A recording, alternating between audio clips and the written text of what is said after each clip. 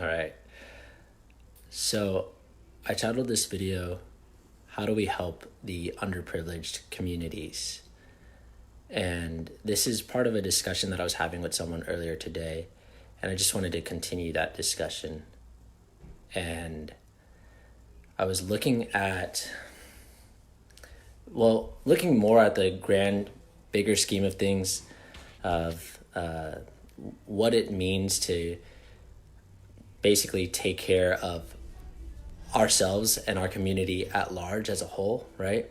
But I also wanted to kind of zone in on the underprivileged communities because oftentimes when I'm talking to people, they'll say, well, what about those other people? They need help, right? The people that need help the most, right?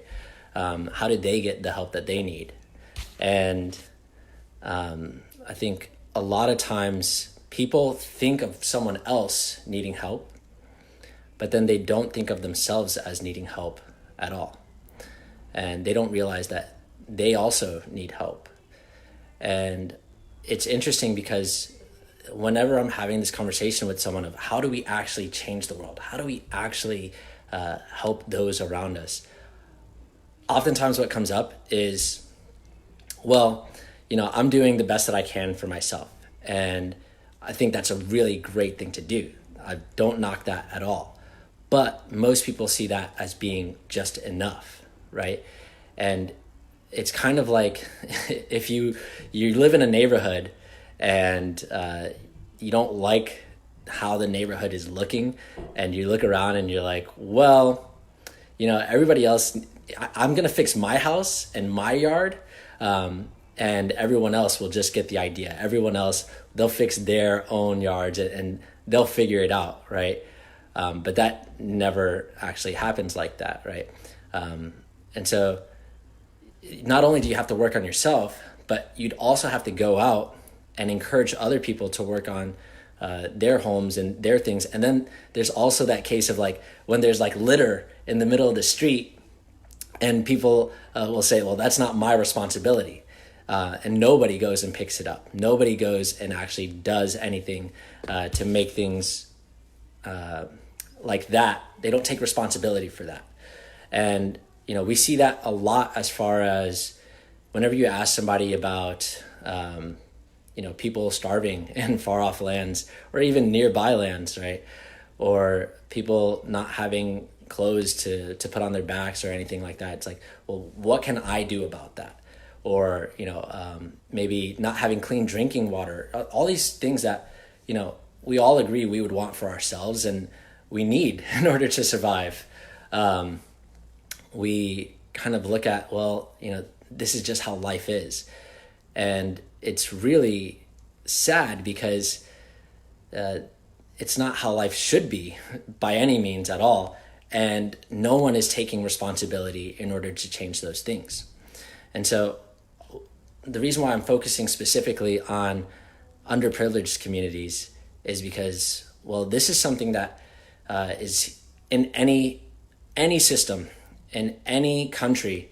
You have your underprivileged or those who aren't benefiting from society. In fact, let me look up the definition real quick for you of underprivileged. It's not enjoying the same standard of living or rights as the majority of people in a society. And, every society has that. And it's something that every society can affect and change within their own basic background, or backyard is something that if you think that, not helping those people, somehow your society is just going to magically transform. It's not. But how do we actually help those people? Okay, let's get into that. Well, first, you do have to work on yourself. That is for sure. That is for certain. You do have to actually change your where your starting point is. Because let's say you are that house in that neighborhood and your house isn't looking any better than any of the houses around you. Well, it doesn't give you much room to speak, but also, how are you supposed to help those others? especially if you don't even know what to do for yourself, right? And so it's one thing to, okay, work on yourself and get better. And in reality, what this looks like is educating yourself to the point where you can process a lot of information, and educating yourself to the point where you can understand the problem on a much different scale than it's just a problem. I was looking at, some of the wealthy people that we have in the world today, and some of those wealthy people are very intelligent. Actually, a lot of them are very intelligent. They can process a lot of data, a lot of information. They understand things on a completely different level. They're reading at such rapid speeds, and that's really important. And that's really important for the underprivileged communities as well, because they are not reading. In fact, they are some of the worst readers in the nation. And it's because they don't have access to the same information as everyone else. If you look at statistics for just learning to read, starting out reading for children, you'll see that most kids don't have the resources that they need in order to become strong readers, especially in these underprivileged communities. And one of the big numbers that they like to put up is, in an underprivileged community, there might be one book for every 20 kids. But in a wealthier community, one kid might have 20, 40 books just for him, not including the parents' books, but age-appropriate books, right? And that's really important, because if a child is not familiar with print at a very young age, then they kind of disregard it as they become older and older, and it just becomes something that is like something that they don't have to do anything about. It's looked at as, well, that's that thing that we do at school, but it has no relation or no influence on my actual day-to-day life. And the fact of the matter is that it does. There's a statistic out there that just in America alone, just in the United States alone, that over 30 million people are functionally illiterate, which means that they can read, right? They can look at, words on a page and sound them out and tell you what those words on a page are. But if you go into things like, what's up, Otto? If you go into things like looking at how they read, let's say, the back of their prescription pills, right? They look at those prescription pills and they are not really able to understand what the instructions are saying. Or they look at their credit card statement. That's another big marker that they use, is they look at their credit card statement and they can't actually understand what it says on their credit card statement. They can't actually understand the terms and conditions. They can't compare this credit card to this credit card, or they can't compare this insurance to that insurance. And that's a really big deal, because that's something that we all deal with on a pretty regular basis that could potentially be a huge part of your finances or your health or how you get along in life. But what's interesting is that the majority of people can't do those things, actually. And there's over 30 million who definitely cannot do anything near that. They can't even look at instructions on a map, to read a map and find where two streets intersect. That's what they mean by functionally illiterate. If you can't find where two streets intersect on a map, then you're not actually reading that map and understanding it, like, so that you get value out of what the map is. Well, what's going on in these underprivileged communities is that they think that because they went to school and they were already starting off behind when they get to school, which you can see in something called the 30 million word gap. If you haven't heard of that or seen that research at all, check it out. But what it shows is that kids in these underprivileged communities are starting out behind their wealthier counterparts. They're already starting out, they're going into kindergarten, first grade, etc., not knowing already their letters and numbers or letter sounds and things like that, which is something that they expect for you to have before you get to kindergarten. I know that because my family owns daycares, and that's one of the requirements if you want to have like a pre-K program is you have to get the students to a point where they can recognize all the letters, they can recognize the numbers at least till 30, and they get tested on it once they get to kindergarten.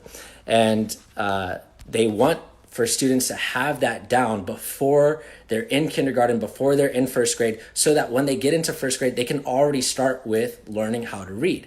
But if you're behind and they have to come back and help that specific student, well, there's 30 other kids in a classroom. It's not likely that that kid is going to get the attention that they need in order to build effective reading habits. And especially if you're coming from a home where reading is not done in your home. You don't see your parents reading. You don't have books around or anything. Well, then you look at the reading as like kind of a chore. You look at it as like, man, this is pretty boring, not what I want to be doing, and not relevant to my life at all. Well, then what happens as you get older, as you keep going through school, it's again looked at as a chore. Learning is looked at as a chore. And then just in general, you don't want to learn. That's what happens to a lot of these kids. And I'm just speaking about here in the US, let alone, in the entire world. Kids are not really getting educated. And it's not because they don't necessarily want to. They're starting off with really poor tools in order for them to learn how to learn or acquire education in the first place. The education that kids should be getting is really just the basics and foundation of how they can acquire information and understand it and process it very quickly.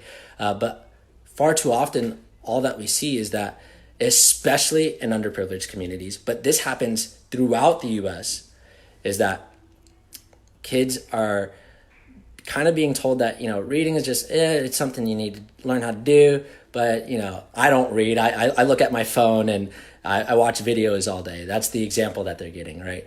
And then they don't actually learn to value reading or what reading can actually bring them because their parents don't actually value it themselves, and they are not getting the value out of it themselves. So they're not seeing for their own selves what they could be really doing. And they don't realize that they're not functionally literate. And that's the hardest part. That's the hardest part, is that these parents or these communities, especially, I can speak for myself. I know that in the Black community, that oftentimes if you are a bookworm, you are getting ridiculed. And people are making fun of you because it's like, oh, well, you'd rather go read that book. You will literally be called antisocial, right? And so they'll say like, you'd rather be antisocial than, come and talk with us, right? And it's not valued at all. It's kind of looked at like, if you speak with the kind of speech patterns that I speak with, or the vernacular that I speak with, then you're called white. You're like, I've been called white, or like I speak white so many times. And it's when you're on the end of it that you're being called white, it feels like, man, like I feel maybe like I am doing something wrong. You feel put down. You feel like, well, maybe I should change the way I speak. Maybe like I know what's proper and what's not proper. Maybe I should just speak more improperly.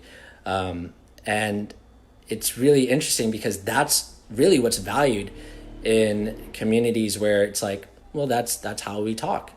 And they don't realize that that's actually hindering them from, let's say, getting like a really good corporate job, which is a poor example, but it's an example nonetheless because it excludes them from other parts of society.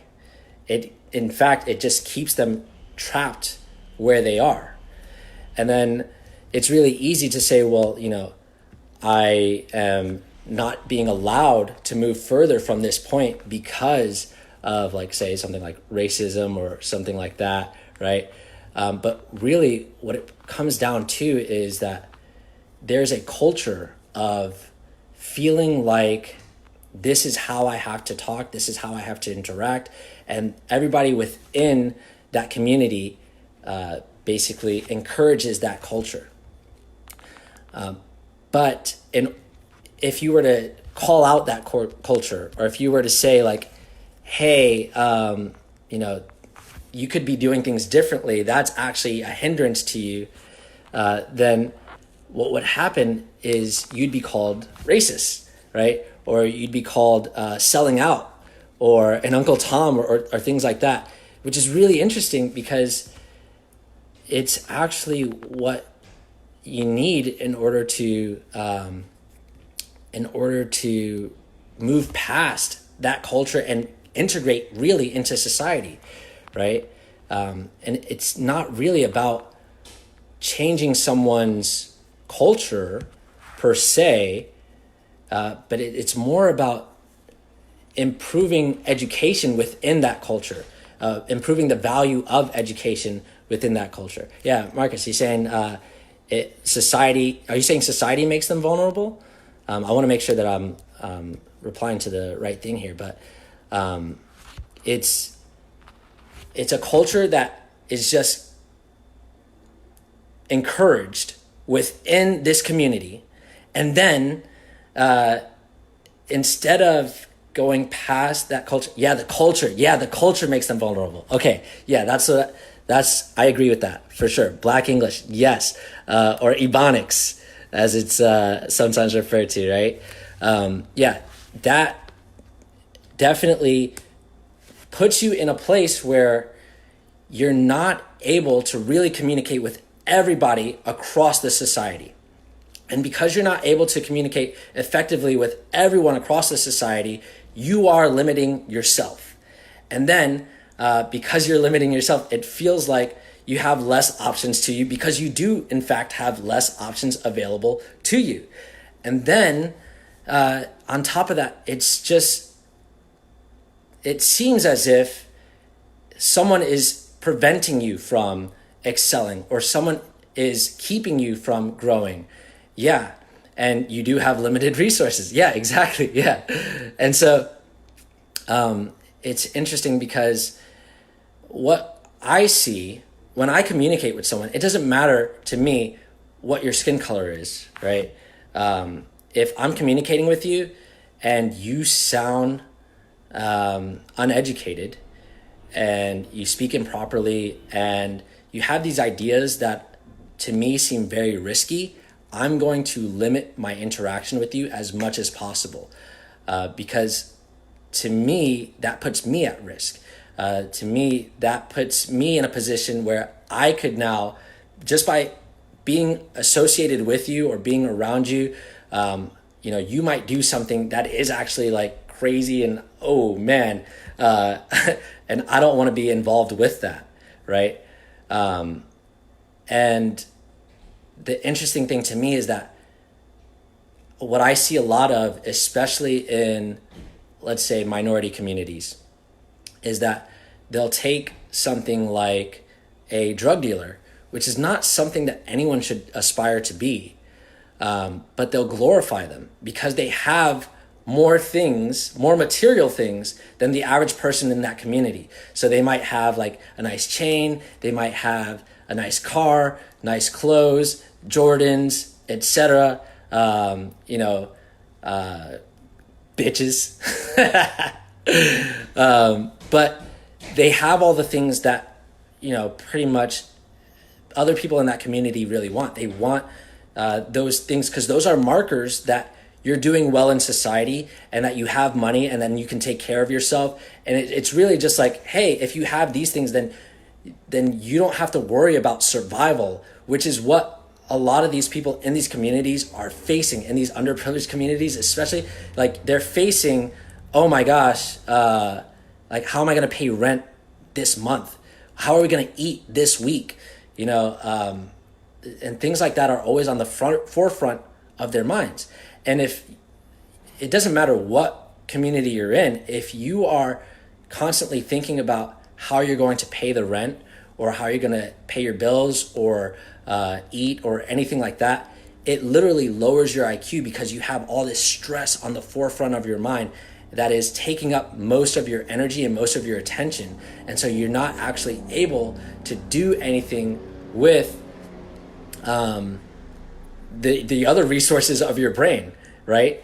And so it's interesting because they'll glorify someone who has the markers of, okay, this person doesn't have to worry about their food and their resources and how they're going to survive for the next week or the next month. They may even be good for the next year. Is like, I remember the way I used to think as a kid was like, man, if I just had $1 million, I'd be good for like the next 10 years, you know? And that's probably, you know, what you see when you see someone who is doing or has the markers of somebody who's doing really well, right?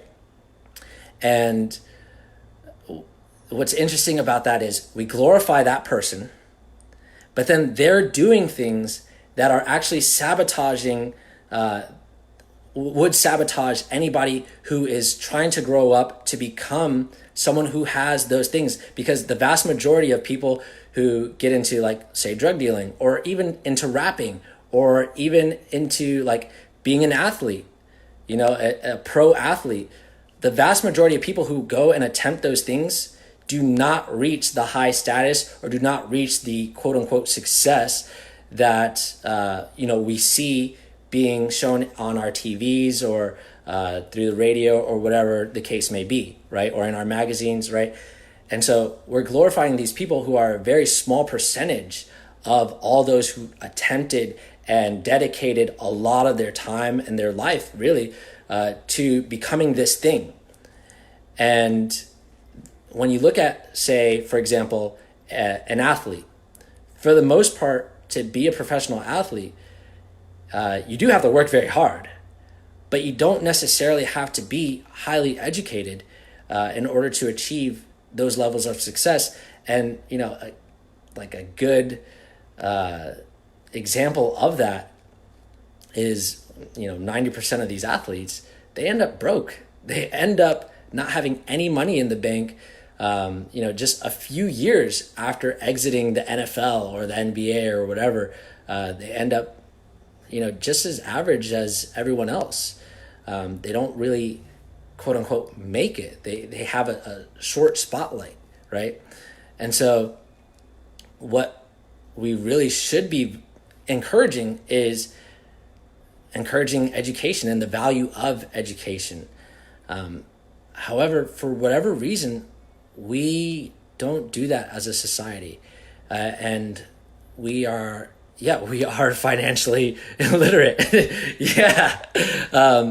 Not only functionally illiterate, as in you can't read a map, right? But financially illiterate. There's so many different things that you can be literate or illiterate in, right? And it's interesting because a lot of us don't realize just how illiterate we are functionally as a society. You know, we feel like, oh, well, I can read, and so I'm okay.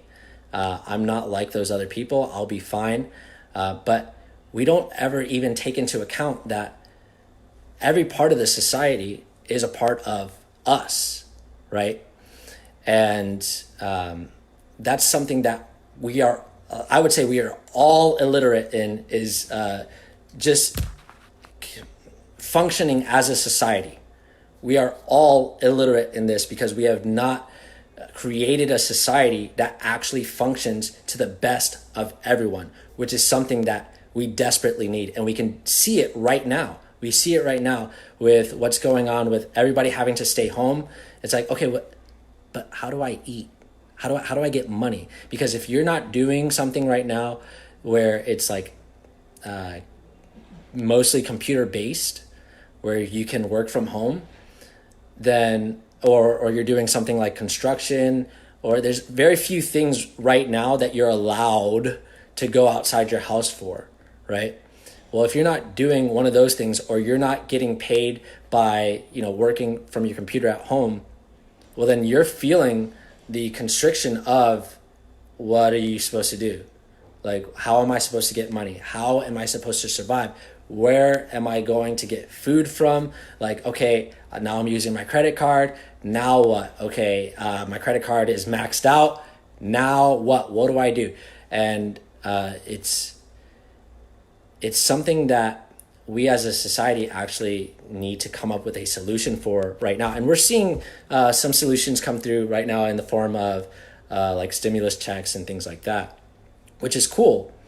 But it's something that, if you work in the mall,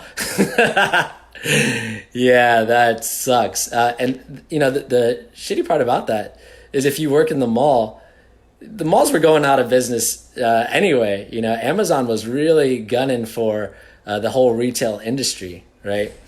And in the same token, it's like, okay, well, why didn't we have something set up for these people who they're for sure definitely going to lose their jobs eventually, even if it's not from this current situation.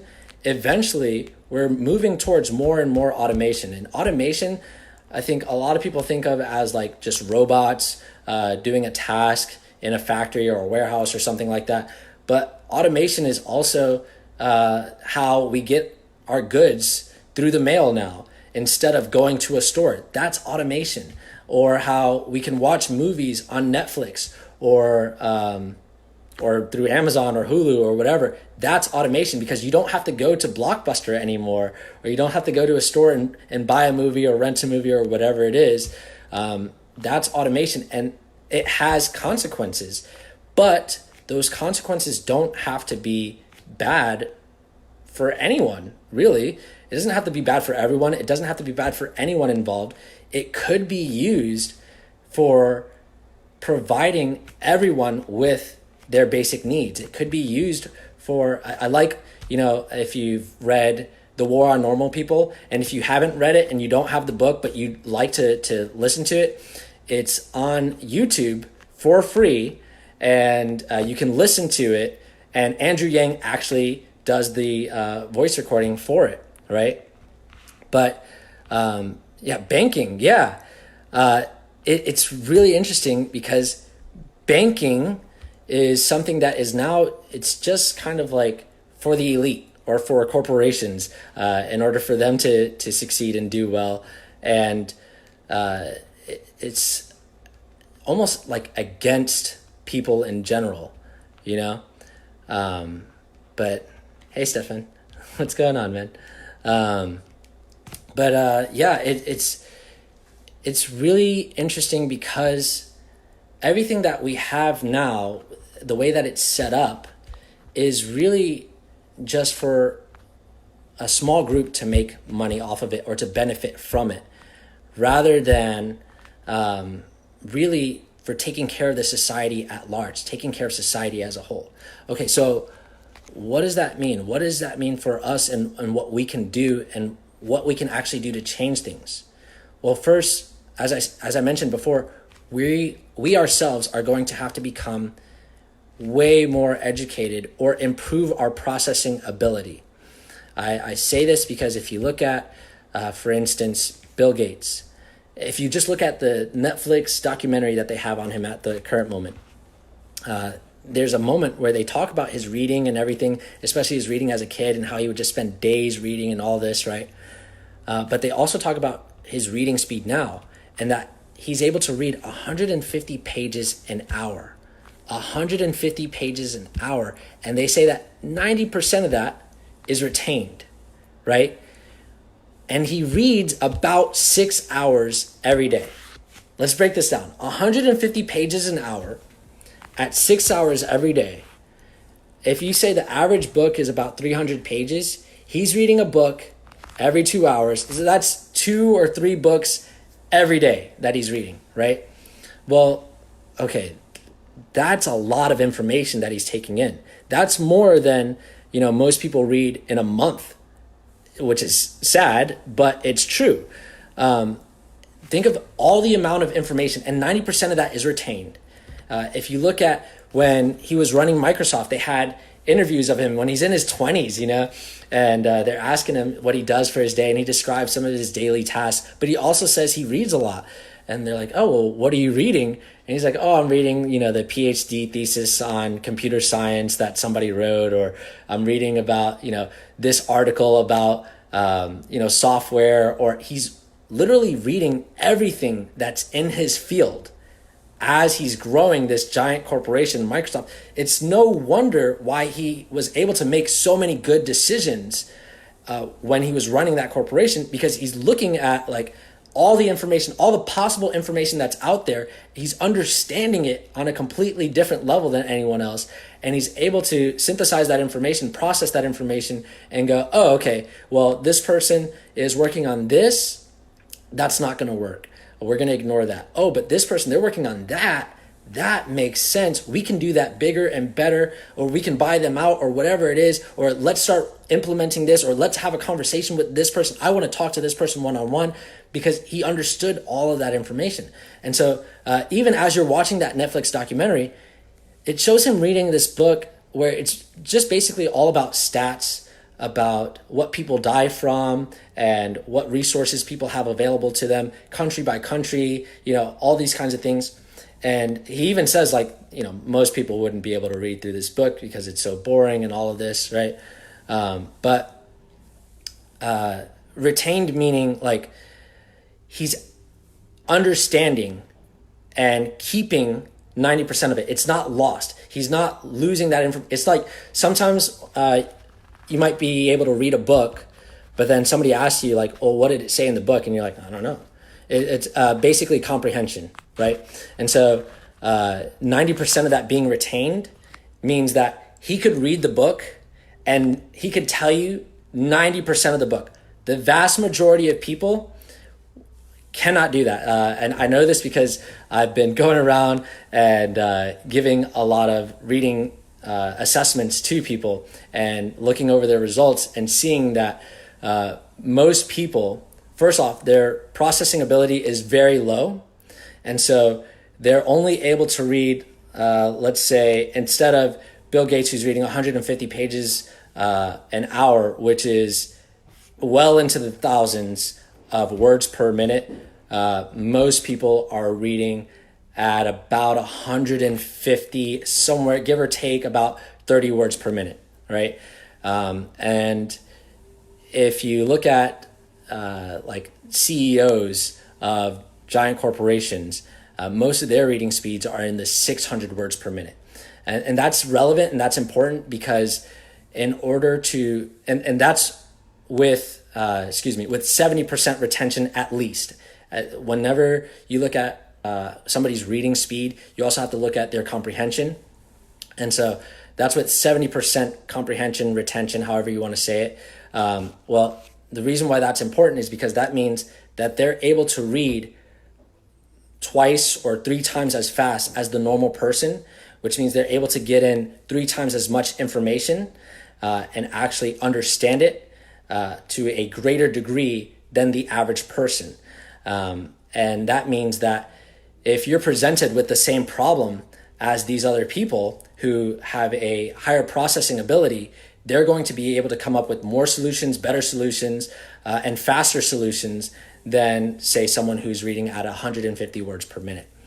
And so going back to the point that I was making is, okay, if we are all as a society reading at about 150 words per minute, and we are as a society not able to process large amounts of information or data, as a society, it's here's another interesting thing. We speak in all of our communications, and most of what you'll find on TV or on radio or in movies, etc., 90% of it does not go above a fourth grade vocabulary, right? Which means that, if you're sitting your kid in front of a TV and just allowing for them to learn via the television, they're not going to get anything past fourth grade. And the only time that we see any vocabulary that's past fourth grade is within books or writings or research, etc. Right? Why is that relevant? Because then well, check this out. A lot of the problems that we face as a nation are above a fourth grade level, right? And so how are you able to actually deal with those problems if all that you are experiencing or aware of or able to handle is just at fourth grade, right? What ends up happening when you're not able to process information, when it becomes too much, you literally become overwhelmed, and you experience that with a feeling of stress or anxiety or feeling just any kind of emotional response where you feel like even boredom. Boredom is when you're reading a book and you become bored or disinterested. Generally what's happening, or if you feel like groggy or tired, any of that stuff, what's literally happening is your eyes are scanning over the words, but you're not processing the information quickly enough. And your brain is literally inhibiting your ability to continue reading. It's saying, stop, slow down. We're not making sense of this. You gotta go back. You gotta reread this. And that's when you feel like bored or tired or groggy or disinterested. But the same thing happens when, think about, just the things that are going on today, things about like politics, or if you get into these conversations that are actually important, but most people don't want to talk about because they're boring. And it's boring because there's no interest, because it has no relevance to you, because you're not actually able to process that information and make sense of it. And so, going back to how do we help the underprivileged communities? How is this helping them? Well, first, we increase our own processing ability in order to, and I love what Marcus said earlier, never stop learning. Yes, never stop learning, but also improving your ability to effectively use that information.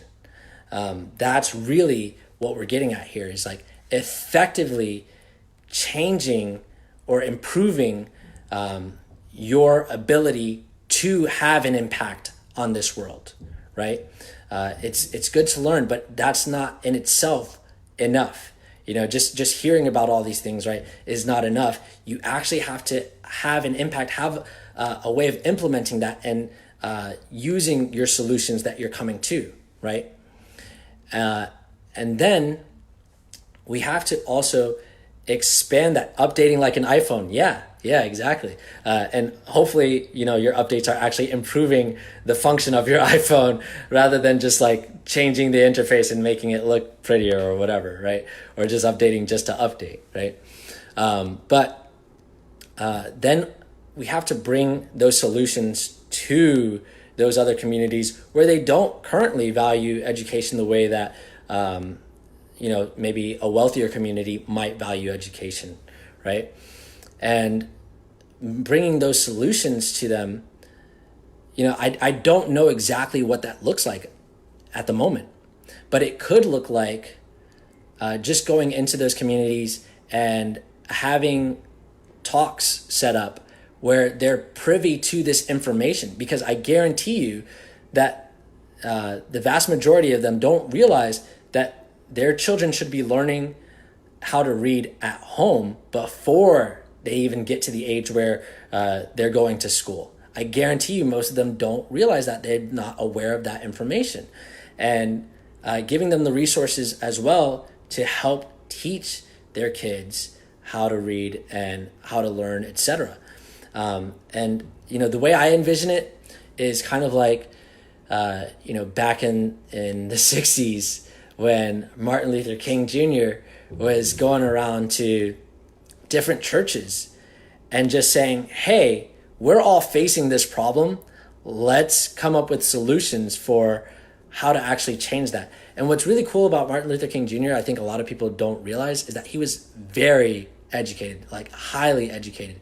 He was in college or going to college by the time he was 15 years old. And at that age, he was going into college already with the idea that, hey, I want to do something about this segregation problem that we're facing in the South. And he didn't know exactly how to come up with a solution for it right then and there.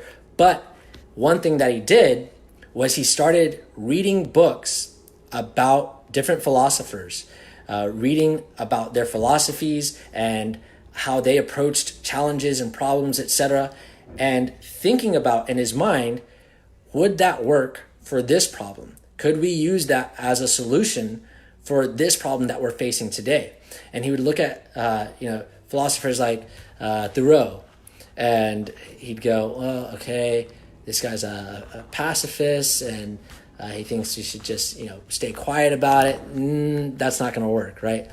And he did this as he was doing his studies. This was something he did on the side, basically because he really wanted to solve the problem, right? And he was really interested in it. And eventually, of course, he came across Gandhi and his works and nonviolent protests or civil disobedience. And he thought about it and he's like, this could actually work. And he had been ruminating on these thoughts for many years. It was not until he was 26 when he graduated from, I believe, University of Boston, right? Or Boston University. And then he moved down to the South and realized, oh, we have a huge problem here, and I can do something about it. And he started having these conversations in church. And he had already been thinking about this, though, for many years. And then he was spreading these ideas, and he was seriously taking a look at it. And so then he was actually able to have real conversations with people, and they could look at all the information that was available to them, all the things that they had looked at, all the information that they were able to process at that time and say, okay, let's try this, right? And so I see that as, just going around to different churches and bringing the community together. And it doesn't necessarily have to be church, right? That's just what Martin Luther King Jr. did. But it could be, going to different rec centers, going to different environments where people get together and actually care to change their environment, and then talk about it with them and give them solutions and just share this information with them, and then help them to improve their processing ability. And now that is the fun part, because I know of a way to improve your processing ability, but for most people are actually stuck within what they know right now. And they're not able to, even when they try, they're not able to improve their processing ability. But I've seen myself as an adult improve my own processing ability from what I've been doing with TechnoTutor, which is it's a technology that I work with that is incredible. And I only realized it even more over this past weekend, what actually using your natural learning ability looks like. And if you have questions about natural learning ability, let me know and we can talk about it further. But I was with a 9-year-old and we were learning math. And while we were going through some math problems, I realized if I were to sit with this 9-year-old and ask them their multiplications or whatever like that, they would have a very hard time telling me or coming up with the answer or learning how to multiply these specific numbers. And they would be racking their brain and it would be very arduous for them, right? And I remember at certain points, learning was arduous for me. There were certain things that as I tried to learn them, I just thought man, that's kind of hard. That's tough. I don't like that. And it would turn me off to that specific subject. But then with using TechnoTutor with this 9-year-old, I saw how easy it could be. Within 5 minutes, they were telling me what's 14 times 3. And I was like, and they were saying it with ease. They're like, 42. And I'm like, wow, that's so cool. How do you know that? And their response is like, he's just smiling and he's like, I don't know. I just know it, right? And it's cool to consider that learning could be that easy for anyone at any age. And it's cool because, when you're first coming into this world, learning really is that easy. It's just, you're looking around and you're just accepting what's in your environment and you're going, yeah, okay, that is what it is. You don't judge it. You're not saying like, well, why is it that way? How do you get there? No, you're just looking at everything in your environment and you're going, yeah, that makes sense. Or this is what it is. It's this way because so-and-so said it was this way. Until you get to a certain age, usually it's around 7, where people start thinking differently and going, well, how does that fit in with everything else that I've learned? And they start trying to organize their thoughts in that way, right? And so why am I bringing this up now? Because in order for us to actually have an impact in society at large, we as individuals are all going to have to improve our education ability, our own education, and our processing ability, rather, right? And in the past, that's been very difficult, very arduous. It's required a lot of different complicated things. It was just virtually impossible, right? But today, we have a tool, we have technology that makes it very simple, very easy, and it can be spread to just about anyone. And that's what we're going to have to do, is get everyone on this level of high processing ability and high level of education, so that together we can become functionally literate in running a functional society. I don't see anything as being more important than that right now, as far as getting to a place where everyone has their needs taken care of, to the point where we're not putting this unneeded stress on individuals and causing them to lash out. Like, think about right now with a lot of the stress that people are having with having to stay home, being forced to stay home, essentially.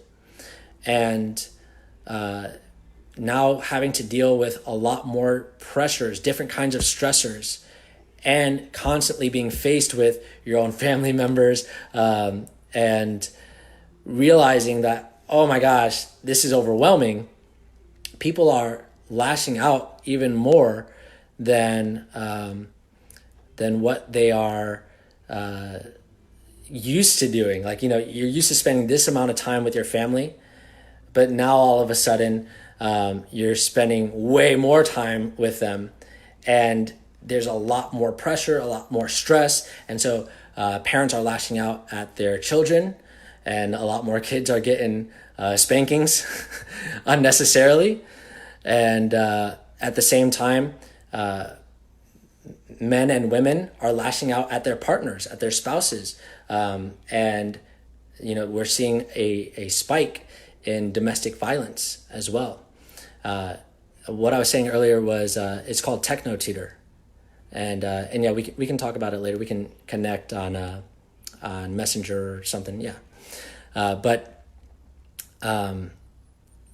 So consider that, like, everybody's feeling this stress at this moment, and they're basically hurting each other unnecessarily. Well, we're doing that as a society at large, is we are allowing our society to put a lot of pressure on certain groups of people and causing a lot more pain for those groups than is really necessary. But we could be becoming a society that is really literate in how to improve conditions for everyone, and how to actually create situations where kids aren't being abused, where they're not, living in poverty or dying of starvation, or just living in an environment where their parents are just racking their brains on how do we survive tomorrow, right? Which is really the case for many people. And so the big point, the big takeaway here is we need, as a society, to come together and become more literate, more functionally literate in taking care of one another, but just more functionally literate in general, in order to come up with the solutions and understand information, a lot more information, and process that information at a higher level than we've been at currently. And so that we can actually have the real solutions, and no one has to go, throughout their day just wondering how they're going to live or breathe or eat or, have shelter or just really simple, basic things that we take for granted. And now we're seeing that those problems being exacerbated by the current situation today. And because we don't already have a system set in place that takes care of everyone that is in our society. And I'm not saying that we need to get to a level where everyone has exactly the same thing and you can only have this one ration of food. No, that's ridiculous. But that's where most people's minds go, because they don't have the capability within themselves to actually think past that. They don't have the processing ability to think past that and actually come up with real solutions. They just get to this, oh, there's a problem there, doesn't work, and they just stop right there. So hopefully you found this talk inspiring to you to actually consider some points about what you can be doing to improve your own processing ability. And, if you want to know more or you want to talk more, reach out to me. I'm always down to talk, and I've got time to do it now. And also, I really am looking for people that want to change society. I'm looking for those that want to have a real impact in society. Because, you look at some people who you might consider successful, like my mom was telling me about Deepak Chopra today, and she was like, well, he's got it all figured out. And I'm like, for himself, yeah, and sure, he's making an impact, but how is that changing the system for everyone who's being born today, right? Like, because there's still kids who are being born into a system or being born into an environment where they are being abused, where they're not having enough food. Why don't we just change the whole thing so that as soon as you're born, you're in a position where you never have to worry about like just basic things like food or water, right? Let's tackle those problems, and let's find the people who are willing or want to have a difference in that. And maybe we don't have all the solutions right now. I'm not saying that, but it's going to take more than just one person coming up with a solution. It's going to take a whole host of people, and eventually it's going to take all of us on the planet to be at a level where we can say, you know what, this just makes sense. This makes sense. Let's do this, and let's take care of everybody, right? And so that's my charge to you. Let's take care of everybody, and I'll talk to you guys soon.